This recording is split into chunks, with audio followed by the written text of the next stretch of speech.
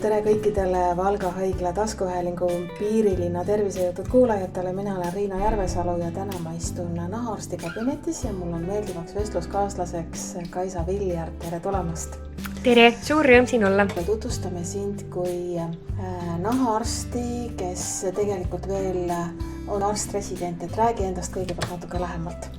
Just, see on alati natuke segadust tekitav termin, et mis imeloom see resident on, et võib-olla asja lihtsaks rääkimiseks aitab natuke selle tausta mõistmine, et kõigepealt arstiks õpitakse Eestis siis põhiõppe 6 aastat ja sealt edasi siis, kes soovib kuskile eriala peale spetsialiseeruda, valib siis endale eriala, teeb sinna sisseastumiseksamid ja siis olenevalt erialast see residentuur võib kesta veel 3-5 aastat.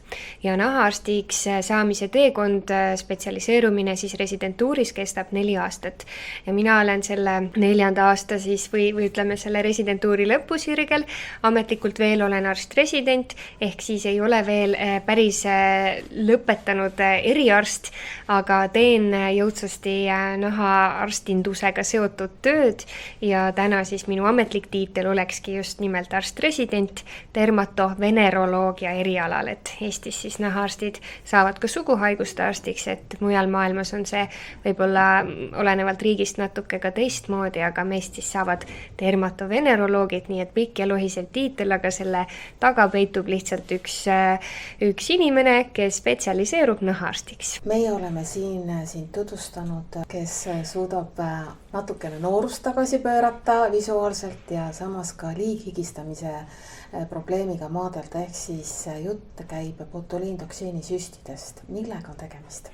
Just, et botuliintoksiini süstid ei ole tegelikult meditsiinis üldse mitte selline uus asi, et neid on päris kaua juba kasutatud ja kui võib-olla tavaliselt seostub meile botuliintoksiiniga või siis rahvakeeli botoksiga kõige rohkem selline kortsude ravi, siis tegelikult meditsiinis on veel terve suur hulk näidustusi, milleks seda kasutatakse, et siis isegi väga sellised tõsised spasmidega kulgevad lihashaigused ravitakse botuliintoksiiniga, kasutatakse seda ka kirurgide poolt üldkirurgias, kasutatakse seda siis ka tõesti esteetilises meditsiinis ja ka liighigistamise raviks.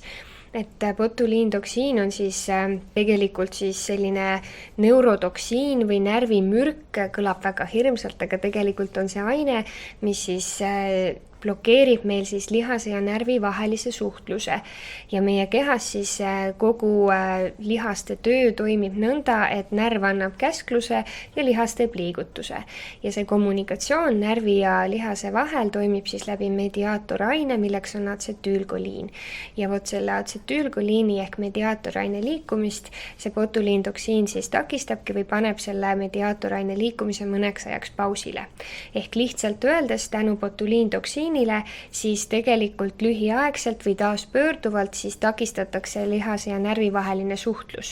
Ja selle tulemusena siis lihas ei liigu mõnda aega või siis atsetüülkoliin ei liigu higinäärmetes nõnda, et siis seda liigset higistamist ei tekiks ja visuaalselt siis, kui me räägime esteetilisest meditsiinist või iluravist, siis me saamegi selle tulemuse, et need kortsud on siledamad, sest lihas ei tee ühesuunalist liigutust. Samas on see väga riskantne tegevus ju, kui ma lasen ennast süstida, sest me oleme ju näinud neid nii-öelda nagu nimetatakse kumminäod, et millest sina lähtud ja kuidas sa teed ka oma patsiendile selgeks, et lõpmatuseni me ei süsti või kuidas üldse otsustad, mida sa teed? See maailm, kus me elame, need ühiskonna iluideaalid võib-olla mõnikord on sellised, mis nad ei peaks olema. Et tegelikult seda ohtu on olemas ja maailmas me näeme seda palju, eks ka Eestis, aga kindlasti ma arvan Ameerikas ja võib-olla mujal maailmas veel rohkem sellist, nii nagu öeldakse keha kohta on, et dysmorfia, et inimene ise tajub ennast teistsugusena, kui ta on, et siis samamoodi on ka tegelikult selle ilumaailmaga võimalik minna liiale. Probleem on see siis jah, kui inimene ise ei taju, aga probleem ei ole ainult alati patsiendis, et tegelikult see, kes seda protseduuri teostab, on selleks siis ilukirurgia või on selleks siis täiteainete süstimine või botuliintoksiini süstimine või hoopis mõne muu asja teostamine, et tegelikult ka see spetsialist, kes seda teeb, ka temal lasub see vastutus aru saada, kust on see nagu meditsiiniliselt mõistlik ja kus mitte. kui me räägime botuliintoksiinist, siis mina tavaliselt alustan nõnda, et ma ikkagi küsin patsiendi enda käest, et mis teda ennast segab. Sest mina spetsialistina võin ju vaadata inimest kui lõuendit, et seda ja toda ja kolmandat võib ju potentsiaalselt kohendada, aga kas on vaja? Et me üritan lähtuda sellest, mis on patsiendi enda jaoks kõige suurem mure ja siis me natuke põrgatame neid mõtteid. Ja see on ka põhjus, miks eriti just esmakordselt selle protseduuriga kokku puutuvate inimestega me võtame rahulikult selle aja konsultatsiooniks. Ja nii mõnigi kord selgub, et me üldse ei teegi seda, mida patsient tuli enda meelest justkui küsima või ei tee me üldse midagi või hoopis saame aru, et selleks tulemuseks, mida patsient ootab, ei saa me kasutada seda vahendit, mis on botuliintoksiin, vaid hoopis vajab see võib-olla mõnda muud käsitlust. Ja mõnikord hoopis me jõuame selleni, et hoopis on mingi nahaprobleem või nahahaigus selle taga, mis vajab ravi, et siis me alustame ikkagi tervisest enne kõike, et need prioriteedid saame paika. Et me ikkagi lähtume sellest, mida on vaja, nii palju kui vaja, nii vähe kui võimalik. Ja on pigem isegi sageli olukordi, kus ma saadangi ka patsiendi mõnikord tagasi või ütlen, et ära praegu sinna oma raha investeeri, hoia see raha kokku, käi massaažis, naudi, investeeri teistmoodi endasse ja siis vaatame tulevikus, kas seda üldse on vaja. Ja üldiselt, kui sellist üldist filosoofiat kokku võtta, siis mina usun siiralt, et vähem on rohkem. Tänapäevases maailmas ka, et hästi tehtud esteetilise meditsiini protseduur on selline, millest iga tänaval mööduja ei saa aru, et nüüd on käidud süstimas, et nagu sa kasutasid väljendit kumminäod või sellised kivinäod, kus üldse ükski lihas ei liigu või on mingite täiteainetega teostatud ebaproportsionaalsed huuled või muud piirkonnad. Et see ei ole ilus tulemus. Ma arvan, et hea maitse piiridesse tuleb jääda ja see protseduur, mida mina teen, on ju ka minu visiitkaart. Ka mina ei tahaks, et inimesed tänaval küsivad, oi jummel, et kelle juures ta käis, et nii hirmus tulemus. Et pigem alati üritamegi lähtuda sellest, et inimene näeks välja enda moodi lihtsalt natuke värskem ja puhanum. 60-aastane täiesti sile nägu on ka natukene koomiline ja vähe usutav ja tekitab mitmeid küsimusi. Aga missugune vanus on siis see kõige õigem, kui üldse võiks hakata niisuguste süstide peale mõtlema, et kui palju näiteks saab igasuguste kreemide, massaažide, muude protseduuridega veel aega edasi lükata?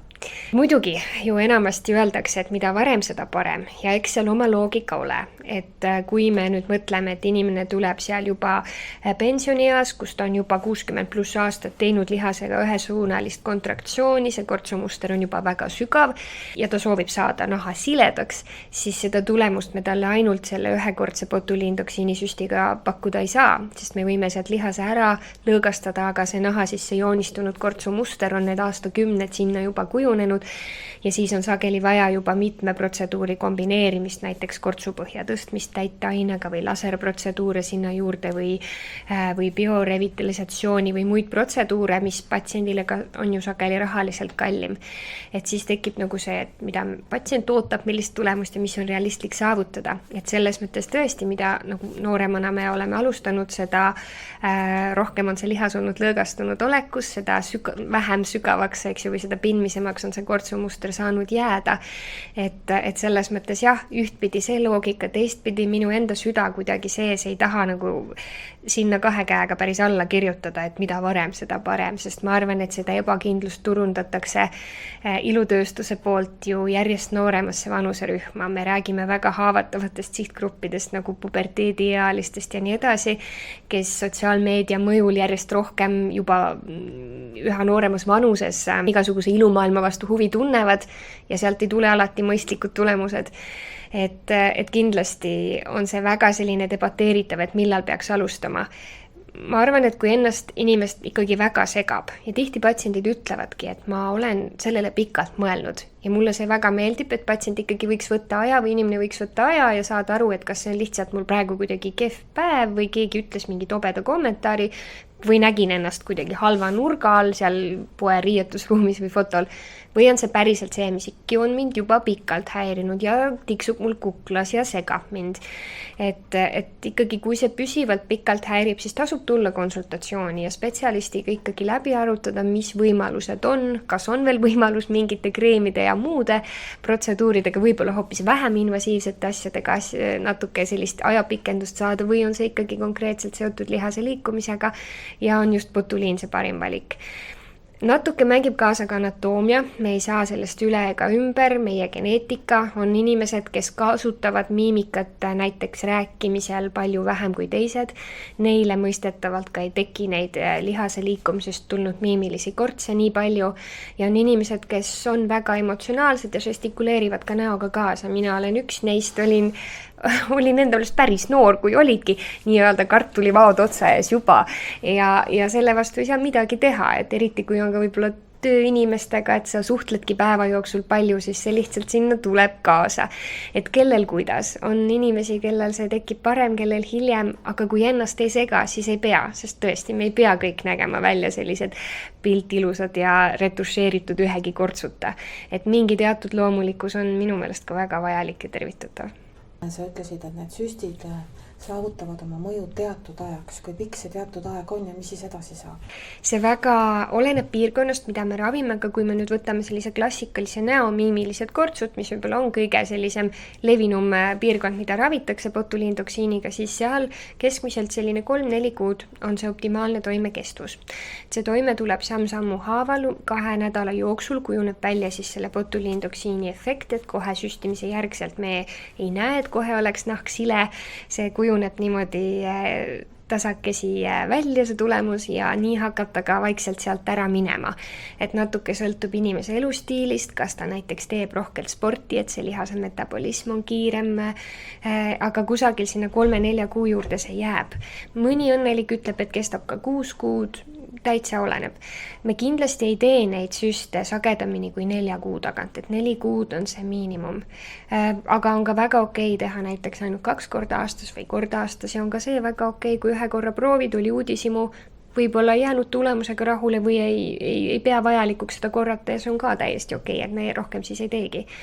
Kui me räägime nüüd aksilaarsest hüperhidroosist ehk siis liighigistamisest, siis see tulemus on seal 6-18 kuud, et selgelt pikem. Et umbes sinna vahemikku ta võiks jääda, aga 4 kuud protseduuride vahel on see absoluutne miinimum. Mida tähendab see liighigistamine? Eks me kõik aeg-ajalt higistame, aga millal siis on see hetk, kui on tõesti mõistlik süste proovida? Just, me higistame ja peamegi higistama, see on meie normaalne funktsioon, aga kui see muutub selliseks, et ikkagi päeva jooksul on tarvis vahetada mitu korda särki või kanda kogu aeg kaasas deodoranti selleks, et teisiti ei saa. Kui see hakkab väga tugevalt häirima elukvaliteeti, et ei saa enam teatud värvi heledaid riideid kanda, et kogu aeg isegi mitte selline närveerima ajav või kuidagi ärev situatsioon, aga iga situatsioon põhjustab seda higistamist. Ja see ei pruugi olla siis ainult aksilaarsed, see võib olla ka peopesadel ja jalataldadel ja kui see on peopesadel, siis see mõjutab sageli ka võib-olla juba inimese töö tegemist olenevalt siis valdkonnast, kus inimene töötab või tööspetsiifikast. Et ikkagi taaskord me jõuame selle elukvaliteeti häiriva punktini tagasi ja kui me saame kokku inimesega, kellel see mure on, siis me alati käime selle läbi, et kui palju see liighigistamine tema meelest siis ikkagi on ja kas seal taga võib olla ka muid põhjuseid, sest mõnikord suurenenud higistamine võib olla tunnus mõne muu süsteemse haiguse jaoks, et me eristamegi primaarset ja sekundaarset hüperhidroosi ja siis lähtuvalt sellest hakkame sellega toimetama. Kellele sa mitte mingil juhul botuliintoksiini süste ei tee, missugused on need vastunäidustused? Just.